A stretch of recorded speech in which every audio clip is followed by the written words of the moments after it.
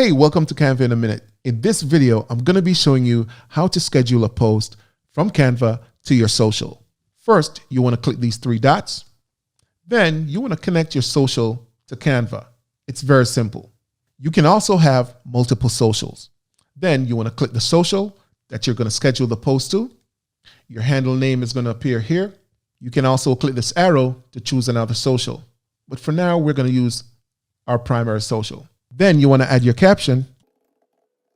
Click the calendar, select your date, add your time, and you're done. Here you'll see the date. You can also change the date and time or remove the date and time. I will always suggest to proof your caption to make sure there are no mistakes. Then schedule your post. To make sure your scheduled post is in your planner, you could go back to Home, go down to Content Planner, and view it.